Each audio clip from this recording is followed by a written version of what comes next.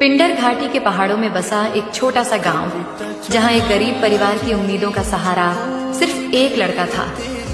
पिता की छाया सिर से उठ चुकी थी और घर में सिर्फ एक बुजुर्ग माँ और एक बहन थी, जिसकी शादी की जिम्मेदारी उसके कंधों पर थी। लेकिन बेरोजगारी की आग में झुलसता यह लड़का हर तरफ भटकने के बाद भी कोई रास्ता न पा सका।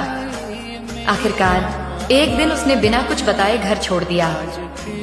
वह सीधा केदारनाथ चला गया, जहां यात्रियों को दर्शन कराने के लिए खच्चरों को चलाने का काम करने लगा। दिन भर खच्चरों के साथ ऊंचे पहाड़ों पर चढ़ते उतरते उसकी जिंदगी घिसट रही थी। हर दिन 22 किलोमीटर की कठिन चढ़ाई, कभी कड़कती ठंड में, कभी झमाझम बारिश में और कभी भीषण गर्मी में। भूख प्यास से बेहाल, कभी एक रोटी नसीब होती तो कभी सिर्फ पानी से पेट भरना पड़ता। पैर में सिर्फ घिसी हुई चप्पल थी जो ठंड में बर्फ की तरह जम जाती, लेकिन रुकना मुमकिन नहीं था।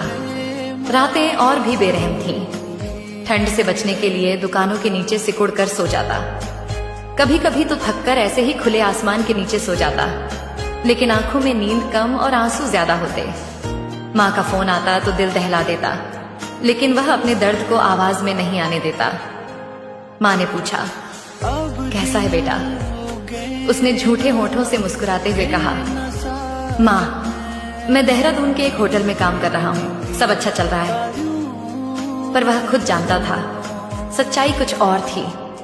जिस दिन कमाई अच्छी होती, उस दिन अपनी बहन के लिए कुछ पैसे भेज देता, लेकिन खुद के लिए कभी सोचा ही नहीं। उसके लिए सिर्फ एक ही चीज थी, संघर्ष। यही हमारे पहाड़ों के युवाओं की बेरोजगारी को दर्शाता है, लेकिन वे अपनी मजबूरी में भी कहीं न कहीं से रास्ता ढूंढ ही लेते हैं। ये कहानी सिर्फ एक लड़के की नहीं, बल्कि उन हजारों पहाड़ी युवाओं की कहानी है जो अपने परिवार के लिए अपने दर्द को छुपाकर संघर्ष करते हैं।